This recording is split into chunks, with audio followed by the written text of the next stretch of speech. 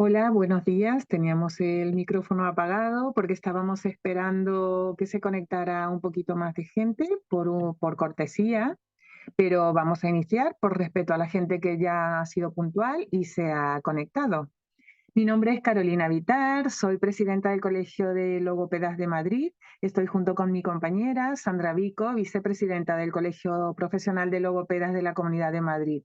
Estamos encantados de poder presentar este curso que ha sido preparado con muchísima ilusión y muchísimas ganas, eh, que llevamos tiempo intentando poder hacerlo realidad. Muchísimas gracias a Marina y a la doctora Silvina Iaconiani por acceder a contarnos un poquito sobre la evaluación y el abordaje de pacientes neurológicos sondados según el concepto Castillo-Morales.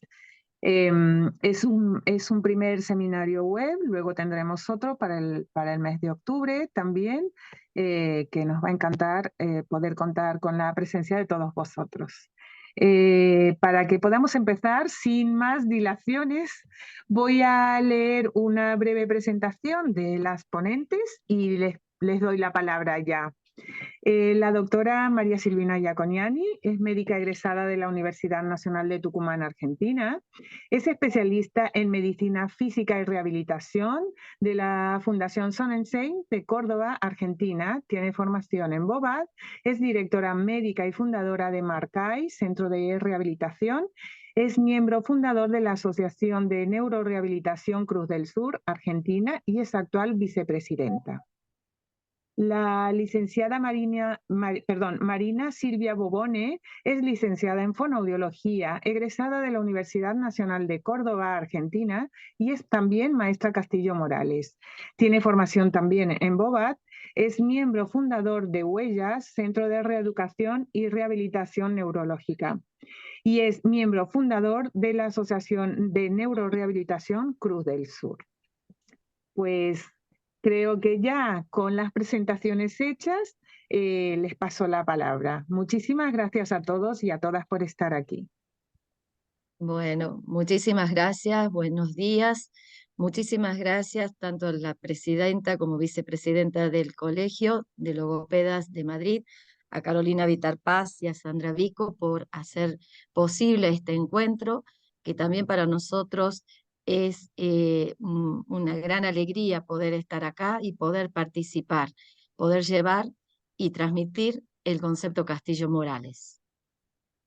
Bueno, Bueno, buenos no sé días para todos. Saludo yo también. Buen día para todos. Muy agradecida por haberme convocado. Así que, bueno, vamos a dar inicio a esta charla con mucho placer y mucha ilusión. Bueno, Marina, vos pones, por favor, la Sí. presentación. Vamos a tratar con Marina en este tiempo de poder transmitirle eh, todo lo que hemos preparado. Esperamos poder llegar a tiempo, porque la verdad que hemos preparado mucho material para ustedes. Bueno, mientras Marina va abriendo el Power, yo les voy contando un poquito del doctor Castillo Morales. El doctor Castillo Morales es un médico argentino, nació en Entre Ríos, en una ciudad que se llama Concepción del Uruguay. Estudió medicina en la provincia de Córdoba y luego que termina su formación como médico, viaja a España, a Madrid, en Puerta de Hierro, en donde él se forma como médico fisiatra. Estando él en España, se forma con el doctor González Más padre, ¿sí? Eh, Recibe mucha formación de la línea, en ese momento surgiendo el matrimonio Bobat, surgiendo también el trabajo del doctor Václav Boita, para luego regresar a su país. Él había traído muchas herramientas para trabajar con niños con espasticidad y de repente para trabajar con niños con hipotonía, especialmente eh, niños con síndrome de Down, por ejemplo, no tenía las herramientas necesarias o suficientes. Entonces comienza a elaborar estrategias que serían la semilla, que sería el incipiente para luego transformarse en el concepto Castillo Morales. Bueno, La próxima, por favor, Marina. Hay una, espera, despacito. Vamos a ver que podemos conocer la terapia, podemos conocer muchas terapias en donde abordan específicamente el aspecto corporal de la terapia. Una más.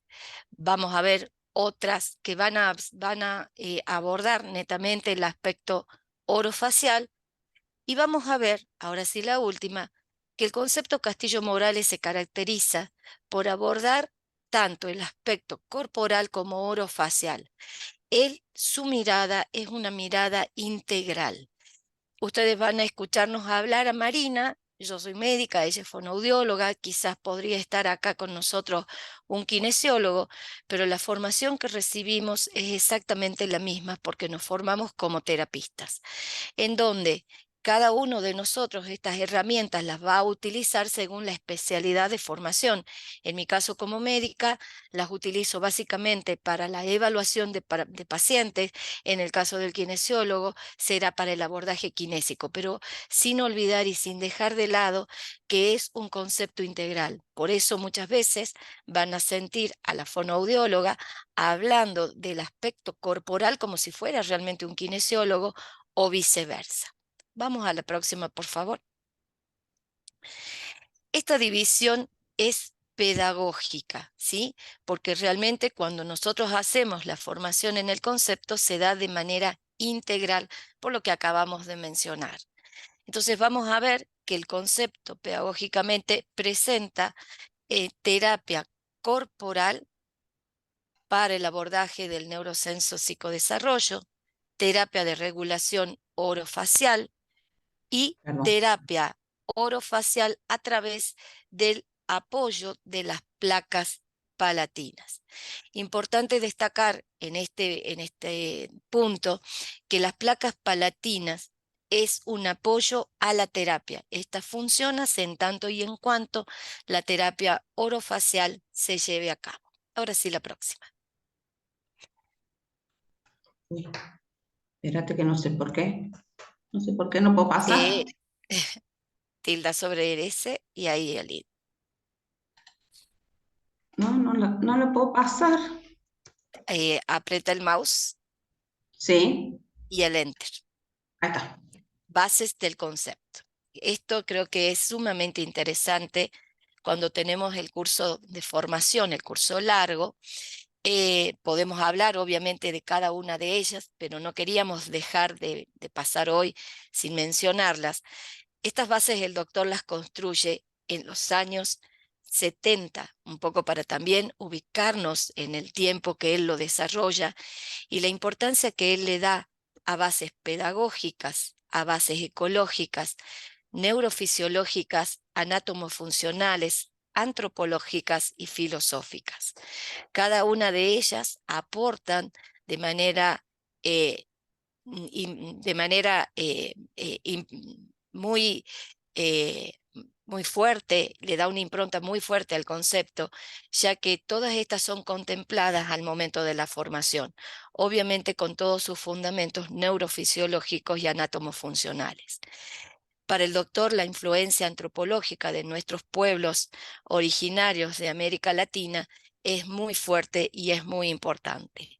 De todas estas bases vamos a quedarnos con dos ideas que queremos transmitir. La próxima, Marina.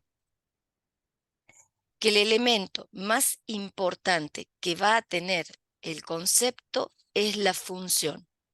Permanentemente nosotros vamos a hablar de que lo que tenemos que hacer o lo que vamos a hacer tiene que tener un objetivo, tiene que tener un para qué.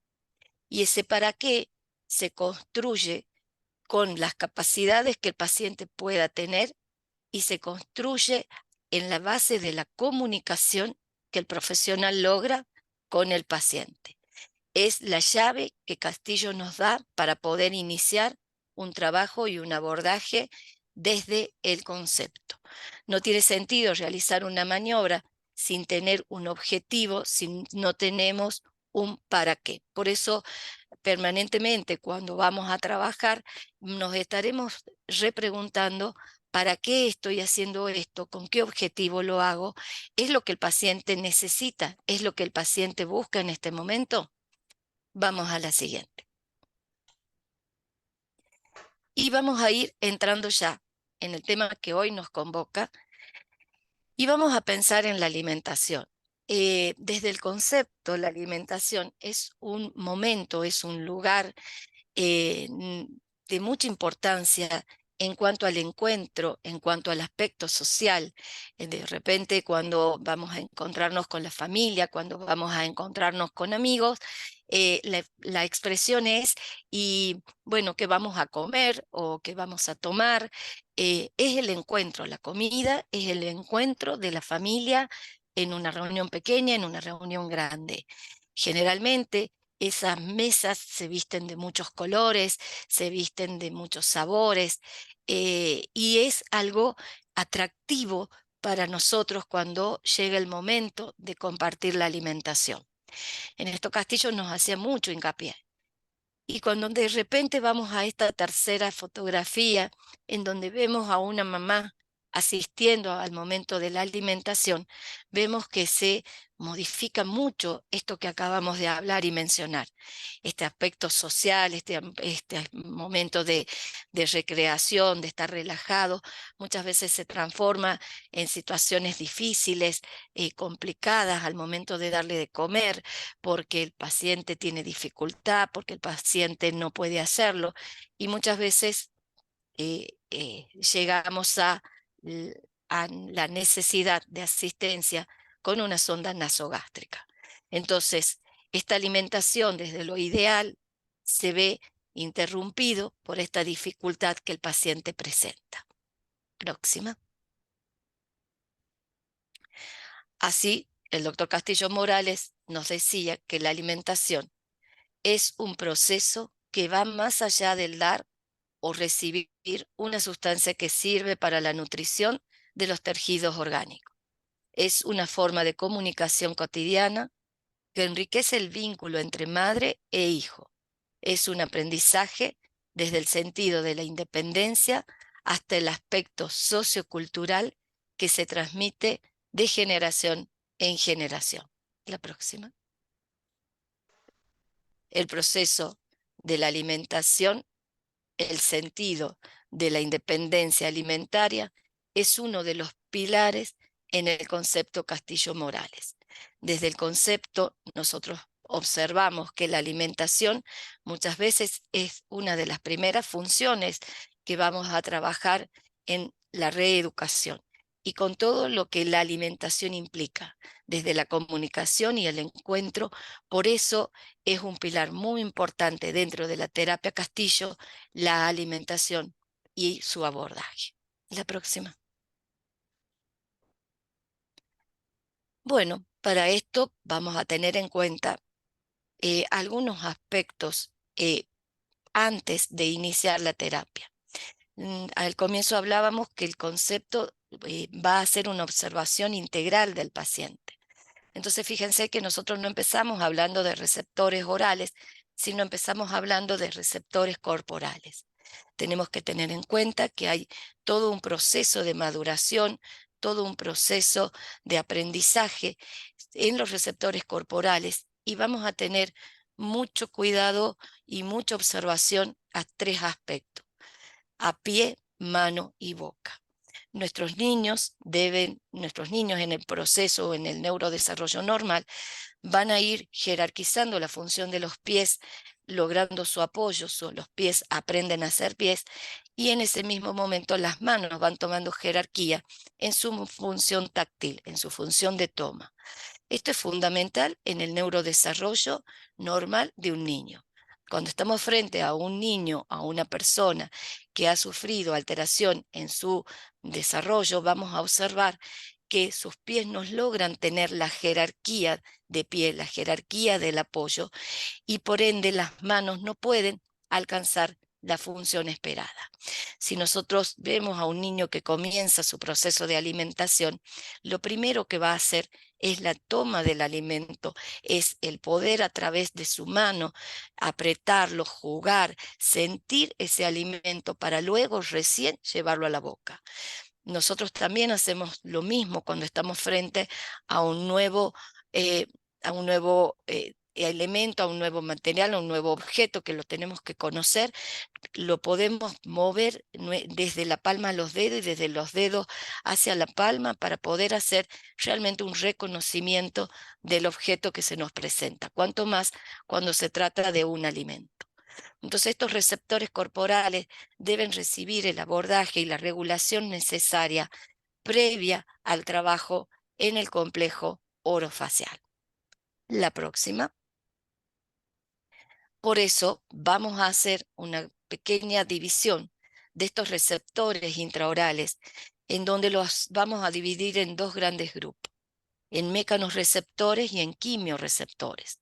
Cuando hablamos de mecanorreceptores, son receptores mecánicos que van a ser sensibles a la presión, a la textura, a la forma, en tanto que los quimiorreceptores es cuando hablamos de los receptores del sabor, que esos los conocemos y los tenemos muy en cuenta, porque a veces cuando pensamos en receptores orofaciales, pensamos solamente o tenemos en cuenta primero los receptores del sabor. Nos vamos a detener un segundo en mecanorreceptores. La próxima, por favor. En estos mecanorreceptores tenemos que tener en cuenta que tanto sobre la lengua, sobre las mejillas, sobre el paladar, en distinta proporción se van a encontrar receptores del dolor, de la tensión muscular, receptores táctiles, receptores del volumen, de la conducción, de la capacidad y de la elasticidad. Todos estos receptores que tienen estos nombres nos están dando idea de la importancia que tienen las características físicas del alimento. Por ejemplo, cuando colocamos un alimento sobre la lengua, que es un alimento, un bocado que es pequeño, que tiene cierta humedad, los movimientos que vamos a realizar de lateralización y de masticación van a ser un número determinado. Distinto hacia el alimento, es un alimento mucho más grande, es mucho más seco, va a requerir mayor formación de la saliva para poder realizar un correcto bolo alimenticio y por ende recién deglutir. Esto que nos parece tan obvio, que lo hacemos de manera automática, de manera muy rápida, los niños con dificultades en el neurodesarrollo, estos receptores se ven comprometidos y son necesarios regular y trabajar a través de la terapia para que el alimento pueda ser recibido. Entonces, ¿qué pasa? Si estos receptores están alterados y yo le presento un alimento sin tener en cuenta los receptores corporales, sin tener en cuenta que los pies estén apoyados, que estén haciendo impulsos distales, permitiendo un buen enderezamiento, si no he permitido a las manos reconocer el alimento previo a presentarlo en la boca, lo más probable es que el niño quiera escupirlo o lo quiera lanzar de la boca porque no le agrada, es desagradable, pero por los receptores intraorales. Y a veces sin querer pensamos, este nene no tiene ganas de comer, no le gusta la comida y no hemos pensado en todo lo que implica previo los receptores y su modelación para poder recibir el alimento adecuado y por ende poder recibir el entrenamiento. La próxima, por favor. Simplemente para recordar los tiempos, las fases que tiene la deglución, donde tenemos en la fase oral esta fase previa de preparación, la formación del bolo propiamente, la fase oral, para luego pasar a la fase faríngea y esofágica. La próxima, Marina. Para que esta alimentación y estos tiempos de deglución se puedan llevar a cabo, tenemos que tener en cuenta la importancia del mecanismo buccinador. Ese mecanismo buccinador formado por el músculo orbicular de los labios por delante, el buccinador y el constrictor superior de la faringe. Este mecanismo buccinador va a funcionar realmente como una cincha que requiere estar realmente cerrada, realmente ese contacto bilabial tiene que ser efectivo para que la presión intraoral sea la necesaria y suficiente para que ese bolo alimenticio que se ha formado en esa primera fase, al poder dispararse la deglución, el alimento pueda dirigirse hacia la faringe y pueda deglutir. ¿Cuántos de nuestros chicos ese cierre bucal no es posible? Y pretendemos, o la mamá a veces tiene mucha dificultad para darle de comer, y con la boca abierta es muy difícil que se dispare esta deglución. Generalmente, ¿qué es lo que hace? Es a través del cambio postural con una hiperextensión de cabeza, llevar el alimento directamente hacia faringe y esófago y hacer una deglución sin tener todo lo que es la musculatura preparada para realizar una deglución efectiva. Ese mecanismo buccinador tiene que ser evaluado, observado y debe ser trabajado previamente al momento del entrenamiento de la alimentación. La próxima. Ese mecanismo buccinador es el que nos permite desde la primera etapa, desde el primer momento del nacimiento, realizar la succión. Y retomando las palabras del doctor Castillo, que nos habla de la independencia en la alimentación, podemos ver cómo un niño recién nacido va colocado cerca del pecho de la madre, va a buscar el pezón a través de la reacción de la búsqueda para poder realizar la succión del pecho. Esa succión que realiza el bebé la ha entrenado dentro de la panza de la mamá. Podemos ver a través de las ecografías cómo el niño con sus manos llega a la línea media, cómo puede ir llegando hasta el complejo orofacial, hasta la cara, cómo puede dirigir el dedo pulgar dentro de la boca y comenzar a entrenar y practicar la succión para luego entrenar la deglución. Succión y deglución que la va a utilizar al momento del nacimiento y que luego lo seguirá utilizando, nosotros muy argentinos, con la toma del mate, que ustedes verán que desde muy temprana edad ya va a utilizar ya no la succión, sino la sorbición, pero con una función del mecanismo buccinador con normalidad, con regularidad para poder hacer dicha praxia. La próxima. En ese mecanismo buccinador tenemos que tener en cuenta que le va a permitir al complejo orofacial alcanzar una presión intraoral adecuada, una presión oral negativa necesaria para la deglución.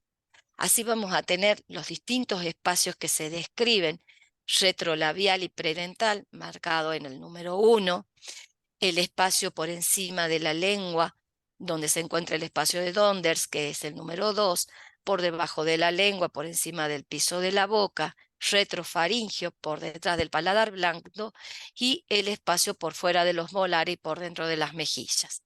Cada uno de estos espacios tiene una presión determinada, que cuando uno toma la presión en conjunto, es una presión que se va a manejar entre -6 y -11. Esa es la presión normal que tiene para poder realizar con el cierre bucal una deglución adecuada.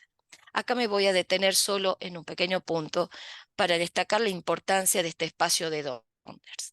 El espacio de Donders se ubica por encima de la lengua, en el dorso de la lengua contra el paladar, y en este espacio de Donders la saliva va a ser muy rica en pequeñas burbujitas de oxígeno, fundamentales al momento de formar el bolo alimenticio, porque cuando vamos masticando y la saliva va formando el bolo alimenticio, estas pequeñas burbujitas de oxígeno hacen como pequeñas explosiones que va a facilitar a la formación del bolo y ya la digestión que se da dentro de la boca en un primer momento. Ese espacio de Donders va a existir en tanto y en cuanto exista un cierre, un contacto bilabial. Cuando no tenemos ese cierre bilabial, cuando tenemos una persona con respiración bucal, ese espacio de Donders desaparece y desaparece esta saliva característica necesaria para la formación del bolo alimenticio. La próxima. Y solo de los receptores, nos queríamos detener con Marina en mencionar de que un paciente que tiene una sonda nasogástrica, podemos verla en la imagen del niño, vamos a ver que al ingresar por la nariz y pasar por la faringe, va a estar permanentemente rozando el dorso de la lengua. En el dorso de la lengua podemos ver que se ubican los receptores para el sabor amargo. ¿Qué queremos decir con esto? La sonda permanentemente está estimulando a estos receptores y ocasiona una alteración del sabor, además de todos los otros receptores, una alteración del sabor dentro de la boca. Lo podemos explicar o lo podemos transmitir cuando a veces nos levantamos en la mañana y tal vez hemos comido algo que no nos ha sentado muy bien y sentimos como un sabor amargo dentro de la boca, y tal vez alguien nos ofrece un café o un mate y decimos, no, espera, voy a higienizarme porque tengo un sabor muy desagradable, y recién luego de la higiene tal vez voy a aceptar tomar algo. Bueno, los chicos con sonda nasogástrica pueden tener este estímulo permanente y esta alteración del sabor junto con todo lo anterior que venimos mencionando. La próxima. Así vamos a llegar al momento de evaluar. La evaluación, como hemos mencionado al comienzo, va a partir desde la comunicación con el paciente. Un poco generar un espacio de calma, un espacio de encuentro para poder avanzar, para poder ingresar al paciente. Vamos a observar la postura del paciente, si es una postura adecuada, si logra un buen apoyo de pie, cómo son sus mecanismos de enderezamiento, si logra apoyos que le permitan realizar un enderezamiento del tronco, un enderezamiento de la cabeza, si tiene un buen control para poder recién acceder o recién observar lo que es la actividad motora orofacial. Ahí veremos lo que anteriormente venimos mencionando, lo que es el buccinador orbicular de los labios. Vamos a ver estas fibras marginales que muchas veces están muy activas por la poca actividad del orbicular superior. Tenemos que ver la actividad de la lengua, la actividad del maxilar. Debemos evaluar los receptores intraorales, siempre comenzando con maniobras extraorales, siempre comenzando con maniobras más que extraorales, lejos del complejo orofacial. Me deja tocar la mano, me permite el contacto corporal, y recién, luego que esto es posible, podré ir lentamente acercándome hasta cintura escapular, hasta la cabeza, hasta el cuello, y recién podré pensar en lo que es, o podré recién contactar lo que es complejo orofacial. No podemos empezar una evaluación directamente en el complejo orofacial. Tenemos que empezar desde pies, mano, cuello, para recién llegar hasta la boca. La próxima. Tener en cuenta que cuando vamos a evaluar a estos pacientes, los compromisos de la alimentación nos pueden ocasionar desnutrición, deshidratación, puede haber aspiraciones, microaspiraciones, y puede presentar la aparición de neumonías por broncoaspiración. No solo la broncoaspiración a veces del alimento, sino a veces del reflujo que el paciente puede presentar y darnos una neumonía aspirativa. La siguiente. Ahí si querés lo podés poner. Hoy no nos toca, no vamos a realizar análisis de video de eglución, nos encantaría poder hacerlo, pero básicamente hemos puesto esta diapositiva con Marina para tener en cuenta que es fundamental posterior al examen físico realizar o poder llegar a realizar una video de eglución. Si consideramos desde el concepto que para hacer una indicación de video de eglución no es simplemente hacer una orden médica y entregarla al paciente. No es una radiografía que yo puedo hacer en el pedido en el consultorio y entregarle al paciente para que vaya al instituto a hacerlo. Esto requiere entrenamiento previo, requiere entrenamiento del paciente y de la mamá. Es fundamental que esto lo hagamos en equipo, que la fonoaudióloga pueda trabajar con el paciente, entrenarlo para cuando haya logrado un mínimo de entrenamiento, recién llegar a la videodeglución. Obviamente que todas estas maniobras y el empezar a entrenar con alimentos tiene que ser con el cuidado clínico, con las alertas necesarias para evitar pequeñas aspiraciones, microaspiraciones que se puedan presentar. Cuando el paciente está entrenado, sí poder asistir a la evaluación, y a nosotros nos gusta mucho que la fonoaudióloga o alguien del equipo pueda acompañarlo para asistir a la postura, para asistir a la mamá, y cuántas veces cuando se está haciendo el estudio, maniobras en donde la fonoaudióloga puede ver hasta dónde llega y hasta dónde alcanza esa intervención en la mejora de la alimentación. Sí, obviamente cumplir todos los pasos necesarios de la videodeglución, que sea una toma completa desde lateral, que se vea correctamente el pasaje, hacer todas las texturas, terminar con una placa anterior para poder observar si existió alguna aspiración que no se la haya visto, y vamos a verlo cómo se tiñe estos bronquios como un árbol y nos va a dar la advertencia de que existen aspiraciones y por ende los pasos a seguir. La próxima. Y bueno, por último, los compromisos asociados. Tengamos en cuenta que nuestros pacientes tienen compromisos generalmente de visión. Nuestros pacientes con parálisis cerebral o con lesiones centrales generalmente se afecta lo que es la retina central y queda con más funcionalidad la retina periférica. La retina central es la que me va a dar los detalles, en tanto que la retina periférica voy a ver más los contrastes. Entonces es muy probable que nuestros chicos vean en el plato una imagen como la que acabamos de mostrar acá, en donde se distorsiona, en donde no se ve claramente, o cuando de repente es algo que está todo licuado y puede ver un solo color con los sabores y las texturas todas unidas. A veces es la consistencia que puede comer, entonces por lo menos hacerlo partícipe en la preparación del alimento para que él pueda con nuestra asistencia disfrutar y poder compensar esta dificultad visual que tiene al momento de la presentación. La siguiente, Marina.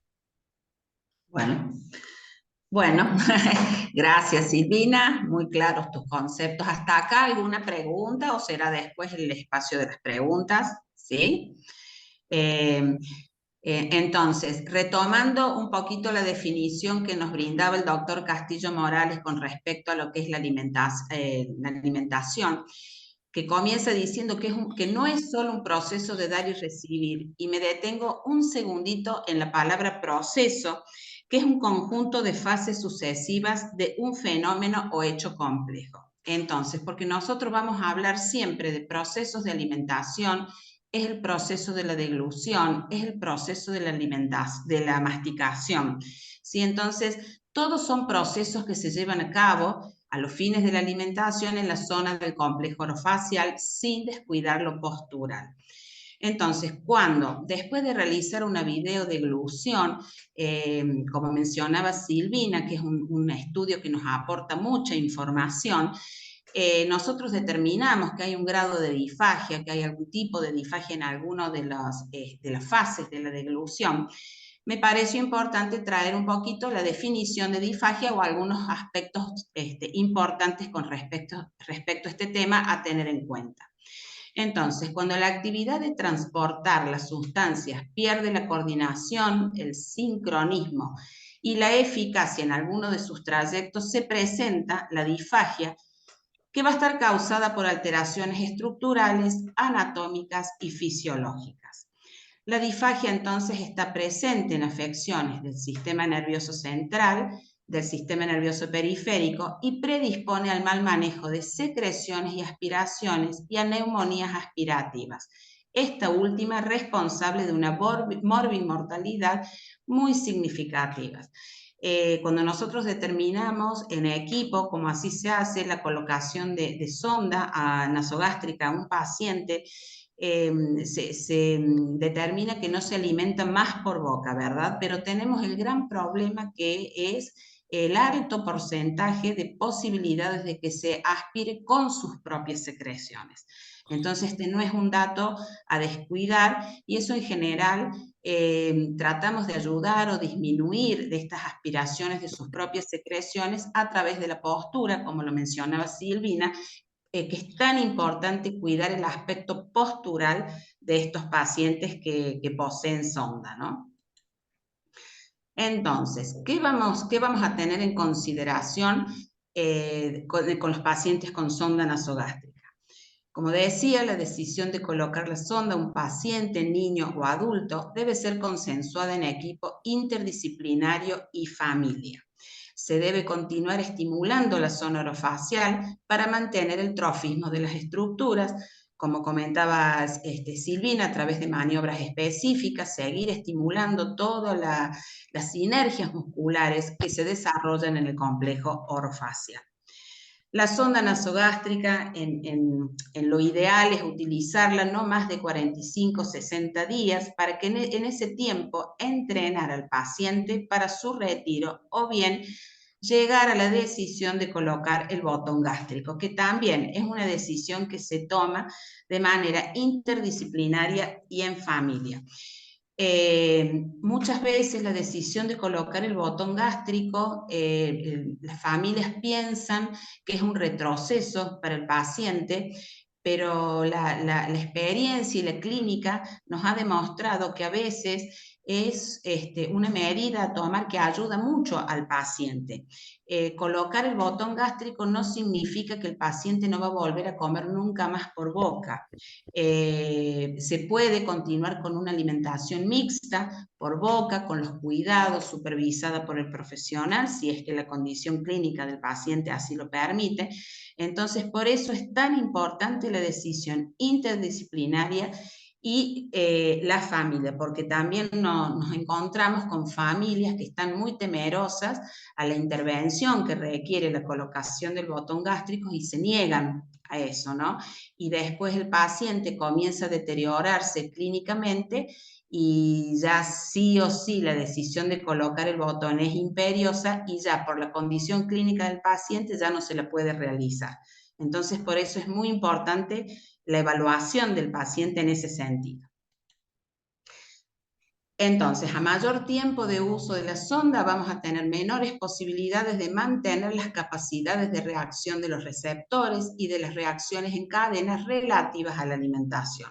Estos receptores de los que hablaba Silvina entran como en un estado de adormecimiento, digamos, ¿no? Si no son estimulados. Entonces, por eso de ahí la importancia de continuar con la estimulación de los mismos.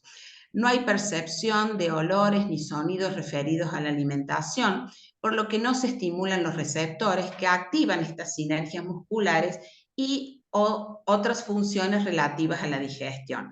A esto se refiere, por ejemplo, cuando el niño, sobre todo, comienza a escuchar el sonido de los utensilios de la cocina en la preparación del alimento. A nosotros también nos pasa que comienza a segregar mayor saliva. Acá se utiliza mucho la expresión "se me hace agua la boca", ¿no? Y es realmente por toda esta estimulación ambiental que va preparando a los receptores y a todas las sinergias musculares que van a intervenir en el proceso de la alimentación. El paciente con sonda, todo eso va desapareciendo de a poco, ¿no? Por ello es que en el concepto Castillo-Morales recomendamos continuar con un programa ordenado de la estimulación perceptual y en el aspecto social de la alimentación, como así también la continuidad de los ejercicios específicos del complejo orofacial, la higiene bucal y los cuidados posturales. Me detengo un segundito en la higiene bucal, que es de suma importancia. Hay que informar a la familia y a la enfermera que pueda estar al cuidado de este paciente con sonda nasogástrica. Muchas veces piensan que como no come, no requiere de higiene bucal, pero es sumamente importante, ya que Al estar suprimida la alimentación funcional, el pH del interior de la boca del paciente cambia y por ende cambian las colonias de bacterias que todos tenemos en una cantidad normal y las que son necesarias para mantener el equilibrio en el interior de la boca.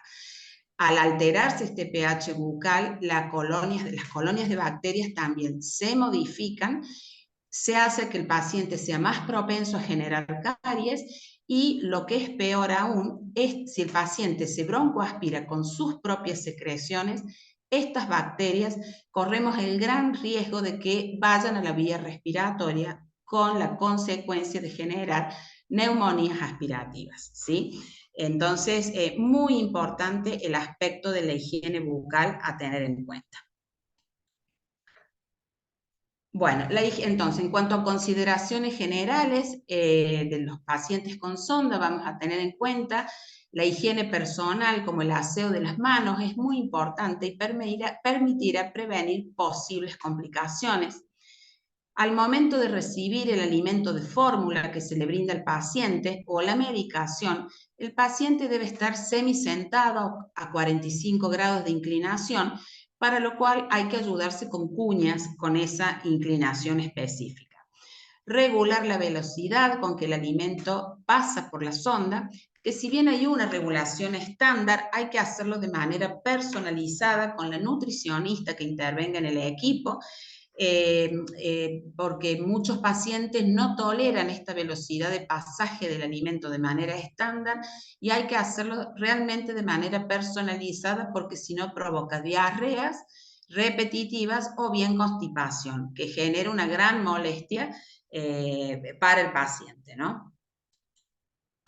Si la sonda se obstruye, entonces se debe pasar agua tibia con una jeringa para limpiarla y de igual manera cada vez que se finaliza el contenido de la botella que contiene el alimento. Siempre limpiar la sonda porque cuando se tapan, se forman grumos o se seca el alimento adentro de la sonda, es muy difícil desobstruirla y genera a veces el cambio de la sonda, lo que es bastante agresivo para el paciente, ¿no? Y genera un malestar que se podría evitar. Los alimentos entonces se deben suministrar a temperatura ambiente y si sobra se debe guardar en la heladera inmediatamente y no consumirse si pasa más de 24 horas de abierto el envase. Marina. Sí. Marina, nos ¿Sí? quedan 10 minutos. Bien. Podemos presentar diversas complicaciones, la irritación de la piel de la nariz, suciedad de las fosas nasales, la resequedad en la boca y fosas nasales, problemas bucales y estreñimiento. Me quedo un segundito con la resequedad en la boca, que al estar interrumpida la alimentación de manera funcional, las características de la saliva van a cambiar también por esto del pH que comentaba. Entonces, el paciente manifiesta también tener sensación de boca seca y físicamente se observa que realmente el paciente ha disminuido considerablemente su saliva, ¿no? Para lo cual utilizamos algún suplemento, soluciones orales para aliviar esta sensación de boca seca y para preparar al paciente para entrenarlo para la alimentación. Entonces, los trastornos deglutorios representan una de las complicaciones más relevantes de los pacientes en rehabilitación y el abordaje de estos constituye un aspecto fundamental del programa de rehabilitación. Bueno, acá tenemos algunas bocas, digamos, de pacientes, cómo se van deformando cuando se interrumpe la alimentación, ¿no? Cuando deja de funcionar el mecanismo buccinador al que hacía referencia Silvina, hay una hipertrofia de las rugas palatinas, los dientes cambian también, hay hipertrofia de encías, entonces esto es lo que podemos presentar. Con la terapia Castillo-Morales, desde el abordaje orofacial, vamos a asistir a las funciones de succión, deglución, mascación, masticación, sorbición, soplo, respiración, articulación de la palabra, preparación para la alimentación propiamente dicha y mímica. Nosotros, ¿a qué nos vamos a detener en este momento que nos convoca esta charla? Es en la preparación de la alimentación y alimentación propiamente dicha, ¿no? Vamos a tratar de preparar a este paciente con sonda para que retome la función de alimentarse por boca.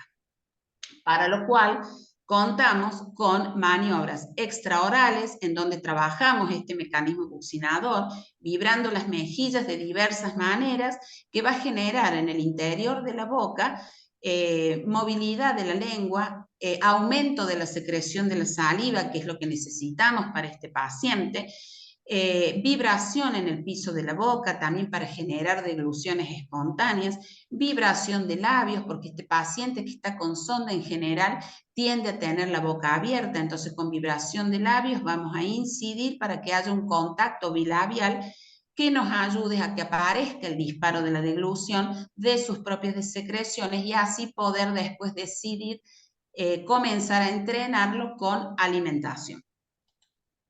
Vamos a tener también maniobras intraorales para estimular estos receptores intraorales tan importantes, movilidad del mecanismo buccinador desde el interior de la boca, masajes específicos de encía, de paladar, masajes sobre el dorso de la lengua y una estimulación para adelantar la mandíbula en el caso que sea necesario. Estos masajes se hacen con nuestro dedo en forma circular, de manera específica, de acuerdo a las características de la boca del paciente y de acuerdo a las características de la sensibilidad alterada que presenta nuestro paciente al momento de la realización de esta estimulación, ¿no? Por eso es tan importante, como decía Silvina, la evaluación previa para saber qué de todas estas maniobras yo voy a poder utilizar en mi paciente. Solo las extraorales, ¿puedo incorporar alguna de la intraoral? Eso me lo va a decir la evaluación específica. Bueno, acá tenemos otras características de la boca, ¿no? Cómo va deformándose por la ausencia de alimentación y esto implica el no uso del mecanismo buccinador, ¿ve? El contacto bilabial que falla, el aumento del trofismo de las rugas palatinas. Acá podemos ver alguna maniobra donde se está estimulando el contacto bilabial y conteniendo el piso de boca y estimulando el piso de la boca también. Acá lo tenemos al doctor Castillo realizando una maniobra intraoral con su dedo índice, como les explicaba yo, que se realiza con nuestros dedos. Acá otra imagen también. Está la primera foto donde está el dedo en el interior de la boca del paciente, es la movilidad del mecanismo buccinador. En la otra foto es tratando de estimular piso de la boca y borla de la barba, tratando de elevar el mentón para lograr el cierre bucal. También me puedo ayudar de algún dispositivo, esto es un cepillito, que si el paciente no tolera mi dedo, yo puedo utilizar uno de estos cepillitos que se venden en la farmacia como elemento de transición, ¿no? Este otro estimulador que yo estoy acá preparando al paciente, estimulando los distintos sabores para generar el disparo de la deglución, es este dispositivo con esa rejilla que se coloca ahí, por ejemplo, trocitos de manzana, para que con los movimientos que generalmente son los que puedan aparecer en el paciente pueda extraer el sabor y el jugo del alimento para que se realice el disparo de la deglución. Esta es una forma de preparar para la deglución. Acá el uso de pantallas orales para propiciar el contacto bilabial, tan importante para el espacio de Donders, como mencionaba Silvina. Bueno, y acá muestro un video de cómo se trabaja de manera conjunta con el profesional kinesiólogo y la fono, asistiendo a un paciente que posee sonda nasogástrica, preparándolo para la alimentación y preparándolo para realizar la videodeglución, ¿sí? Ahora vamos a...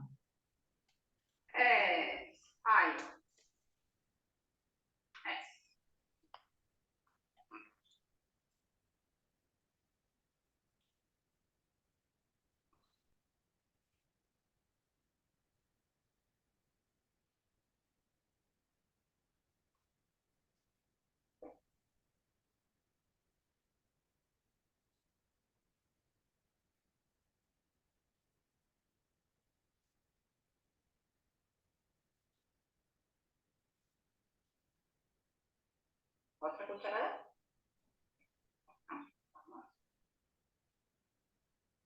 No me desaprovecho la oportunidad.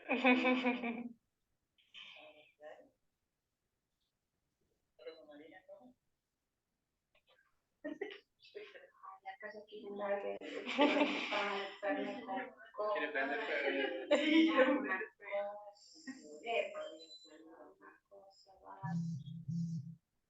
Bueno,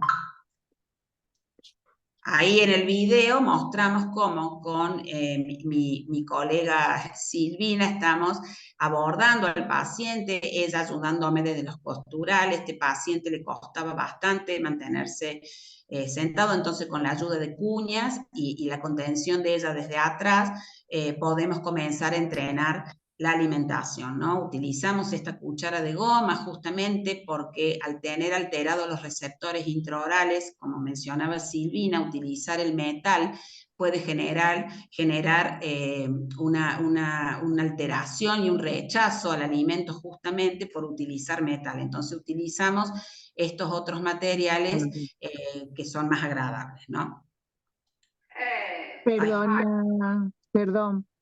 Perdona Marina, pero es que nos queda un minuto Sí. y se va a cortar la sesión. Ah, bien. ¿Listo? Es una pena porque realmente imagino que sobre todo los logopedas estarán con todas las antenas encendidas, pero desgraciadamente lo que tenemos que terminar aquí. Listo. No sé si habrá gente que habrá escrito preguntas o no, pero como se va a cortar la conexión, entonces sugiero que si hay gente que tiene alguna duda, escriba al colegio y nosotros devolveremos las respuestas por parte vuestra, por escrito, ¿vale? En lo posible. ¿Sí? Depende también si es mucha demanda. Y nada más, simplemente agradecerles un montón, tanto a ti como a Silvina, muchísimas gracias. Nos ha quedado corto, queremos mucho y queremos más. Pero bueno, también queremos comentarles que el 27 de octubre también tenemos el próximo seminario web que hemos organizado con la doctora Silvina Iaconiani, y en ese caso va a estar Patricia Bordi también acompañándola en utilización de posturas asimétricas en pacientes neurológicos según el concepto Castillo-Morales. Simplemente agradecer a todos los participantes, a todos los que han estado presentes, al esfuerzo, a las chicas de Argentina y a los de otros sitios que con la diferencia horaria han tenido que madrugar para estar presentes, y simplemente muchísimas gracias a todos por participar y a vosotras por brindar un poquito de todo lo que saben con todos nosotros. Muchísimas gracias. Muchísimas gracias a ustedes. Muy felices de participar. Hasta la próxima. Hasta la próxima.